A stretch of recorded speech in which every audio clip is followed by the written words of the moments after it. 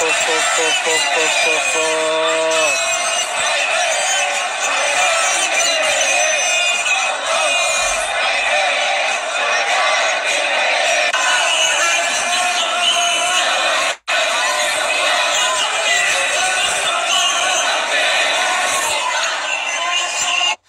يا إخواني الكرام، السلام عليكم ورحمة الله. حللتم أهلا ونزلتم سهلا، ويا 700 مرحبا بكم جميعا. أنا أريد أن أعلق اليوم على شيئين. أولا، خطاب الملك في افتتاح الدورة البرلمانية، أو 3 أشياء. ثم طوفان الرباط والخروج المشرف والغير عادي للشعب المغربي. أنا أعتبر أنه زلزال الذي حصل اليوم في المغرب زلزال مغربي جديد. مجاميع كبيرة جدا من المغاربة خرجت. الموضوع له دلالات يا أخوان، له دلالات وله أبعاد. أن يخرج المغاربة بهذا الزخم، تقريبا أكبر شعب مسلم، أقولها وأنا تقريبا أكاد أجزم أنه أكبر شعب مسلم نصر فلسطين هو الشعب المغربي. أكبر شعب خرج من حيث الكثافة ومن حيث العدد ومن حيث عدد المدن ومن حيث قوة الهتافات ومن حيث جرأة الهتافات هو الشعب المغربي. لم ينافس المغاربة أحد، لم ينافس المغاربة أحد، وخصوصا في طوفان اليوم، طوفان الرباط الذي زلزل المدينة ووضع المسمار الأخير. رجاء تركزوا لي حول هذا المسألة. وضع المسمار الأخير في نعش من أرادوا تشويه المغرب بأنه شعب منبطح، شعب مطبع، شعب محب للتطبيع، شعب كذا، شعب، سواء من الداخل أو من الخارج، لأن هناك فعلا مكنة إعلامية هائلة كانت تصور الشعب هذا على أنه مطبع. هذا الرواية نسفت. طوفان الرباط اليوم نسف هذه الرواية للأبد، سواء من الأبواق الخارجية وتحديدا الجزائرية التي تصور الدولة المطبعة، الدولة المنبطحة، الدولة المتصهينة، الدولة المحبة لإسرائيل، الدولة التي تأخذ فلسطين وهم صور أنفسهم أنه ظالمة أو مظلومة. هذا ولا عليكم أن تسكتوا، ولا كلمة، ولا كلمة. لا عاد يطلع لي ولا واحد تبوني يجي يقول لي مسحكم مسح الجماعة. ما أحرج الأمة العربية والإسلامية كلها الشعب المغربي الذي هو كما يقول من الدول المطبعة. هذا أول شيء. أنا أبشركم، اللوبي المتصهين داخل المغرب الذي أراد أن يصور للناس أن الناس كلهم مثلهم، وأن الناس كلهم مثلهم، وأن المغرب كله مطبع والمغرب كله منبطح، اصمتوا ولا كلمة، اصمتوا ولا كلمة. دعاة التطبيع داخل المغرب هكذا مثل حق شوشع. إذا عاد فيكم بقايا دم تسكتوا للأبد. كل من كان يطلع عندنا في اللايفات ويطلع يقول كلنا إسرائيل وكلنا مع التطبيع، ما وش كلكم يا روح أمك. هذا أنت وبيتك، أنت وبيتك ومرتك وعيالك تكلم عنهم. كنا نقول لهم لا تتكلموا باسم الشعب المغربي، لا تتكلموا باسم الشعب المغربي. الآن أنا أتحدى دعاة التطبيع يخرجوا في مظاهرة مؤيدة للتطبيع.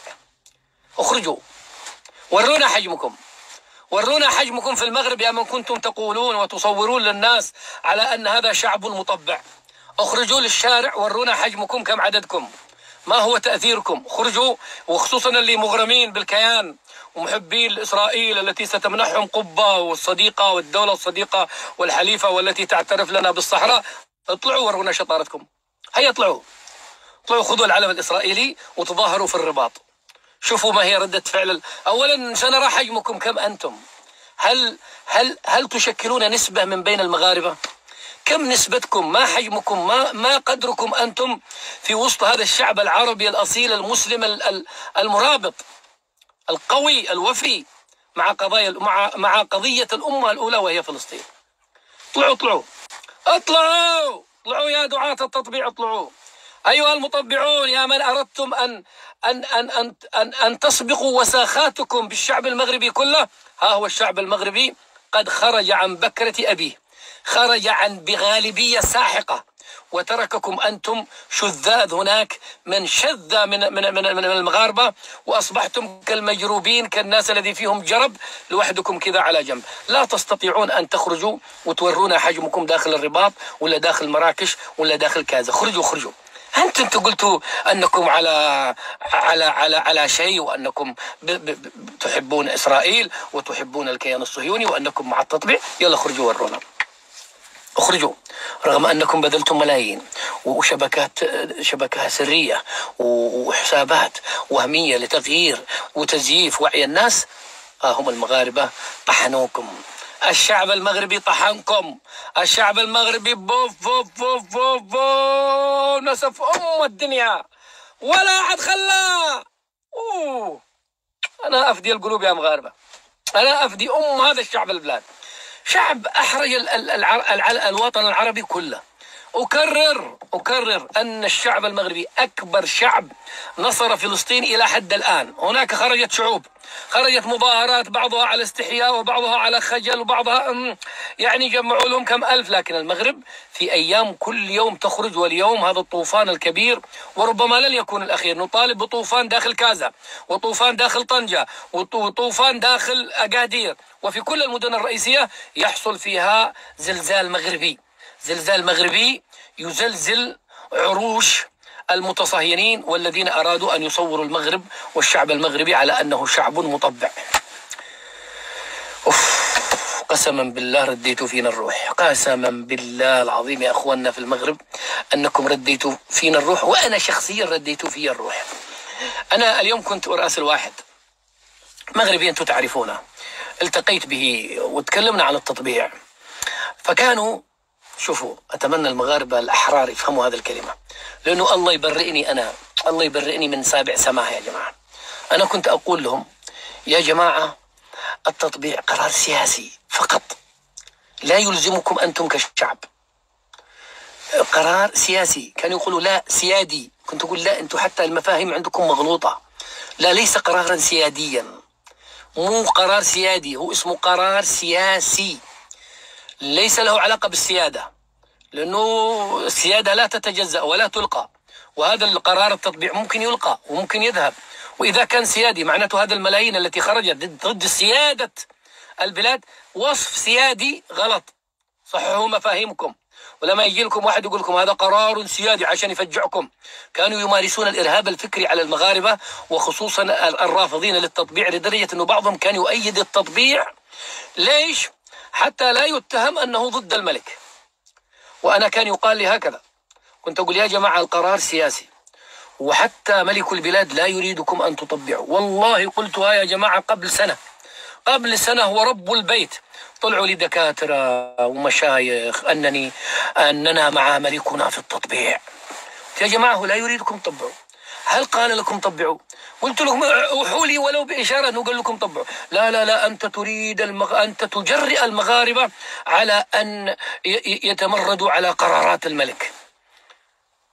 هو العثماني كان قرار وزاري، ما اعتقدش أنه كان هناك قرار ملكي بالتطبيع، يعني قرار ملكي.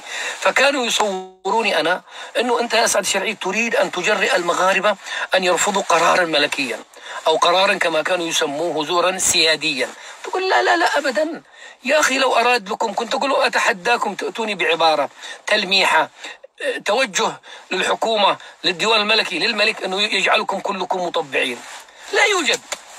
لكن اللوبي المطبع واللوبي المحب لإسرائيل الموجود في مواقع التواصل الاجتماعي كانوا يصورون للناس كذا، وكان يجرم من يرفض التطبيع، كان يجرم، كان يوصف بأنه ضد قرار الملك. أنت تتمرد على قرار ملك. قسما بالله هذه الأسطوانة سقطت، وثبت للعالم أن الشعب أن ملك البلاد لا يريدكم أن تكونوا مطبعين. ولو أرادكم هكذا والله لن يستطيع أن يخرج واحد. لو أرادكم أن تظهروا أنكم مع التطبيع وأنكم مع التطبيع وكذا، ما يستطيع. خرجوا الناس يقولوا أنه طالب بتجريم التطبيع. تعرفوا أنتم، شوفوا أنتم خطورة الشعارات. نطالب بتجريم، الدولة مطبعة والشعب يخرج يقول التطبيع جريمة. كانوا يقولوا لنا، كنت عندما أقول أنا التطبيع جريمة كانوا يقولوا أنت تسيء للملك.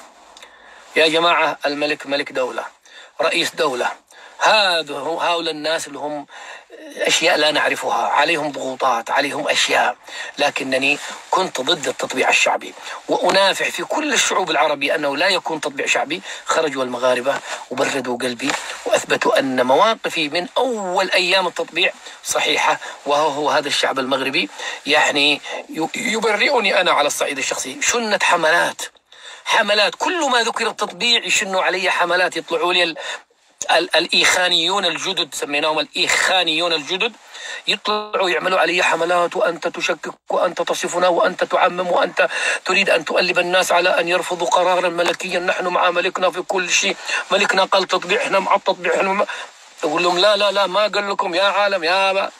جاء طوفان الرباط والمظاهرات السابقة فكشفت كل هذه الأمور، أن هناك حرية للمغربي أن يقول أنا مع التطبيع وضد التطبيع، هذه حرية مكفولة للكل، ولا قال لك الملك طبع معي ولا حاجة. هذه نسفت.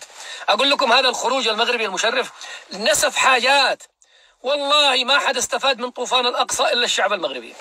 نسف، اكتشفت الأبواق الصهيونية كلها، ذكرت بالاسم، والمغاربة الآن أصبحوا ينبذونهم، أنتم متصهينون. الذي ظهرت الآن اختفت. خروج الشعب المغربي هذا أخرس ألسنتهم تماما، ما يستطيع الآن يطلع. نتحداهم ويتحداهم الشعب المغربي أن تخرجوا يا دعاة التطبيع وتورونا كم حجمكم في الرباط. اطلع ارفع علم إسرائيل وخبل علم إسرائيل وشوف ماذا سيفعل بك المغاربة. شوف ماذا سيفعل بك المغاربة وأنت تخرج عن عباءتك المغربية وعن أصلك وعن ثوابتك وعن طبيعتك، إنسان مغربي مسلم حر شريف. والله العظيم يا جماعة أن الشعب المغربي هذا يتمنى الإنسان أن الله خلقه مغربيا، حتى قسما بالله فقط في هذا الوضع المشرف والدول متحرجة والزعماء متحرجين. بعض الزعماء ما ترك شعبه يتظاهر، وبعض الشعوب خرجت على استحياء. يخرج الشعب المغربي قوة، هناك قوة في الخروج، يعني حتى ما كانت يعني مظاهرات باهتة أو مظاهرات على استحياء، لا، قوية وشعارات قوية. ربما أنها يا أخوان لن تغير في الشيء، لكنها أوصلت رسائل أولا إلى الكيان الصهيوني أن الشعوب ليست معكم، الشعوب رافضة، ومن شد في النار. نعم هناك شواذ في المغرب وفي اليمن وفي الخليج وفي كل مكان مغرمين بما يسمى تطبيع ومغرمين ويؤمنون في هذا الكيان الصهيوني، لكن هؤلاء يبقون شواذ.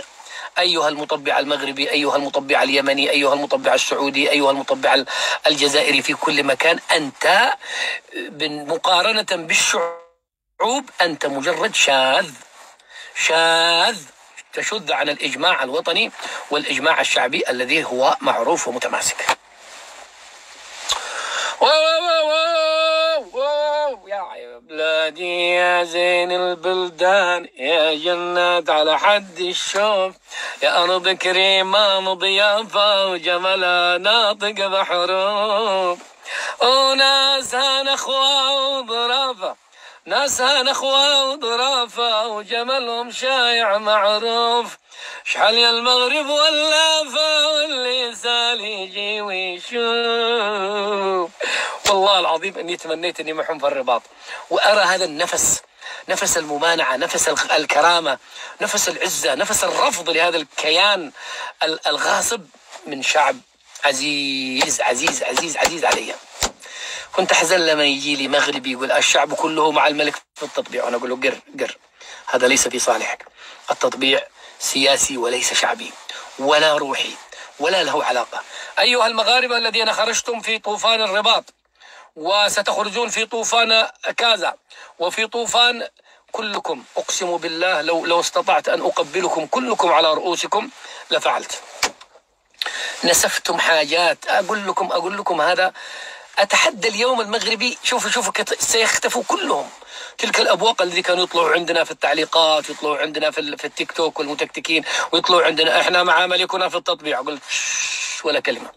ملكك أعطاك الحرية، لا تربط التطبيع بالملك، لا تربط التطبيع بالملك أبدا، ولا قرار سياسي وأنتم شعب لا يلزمكم.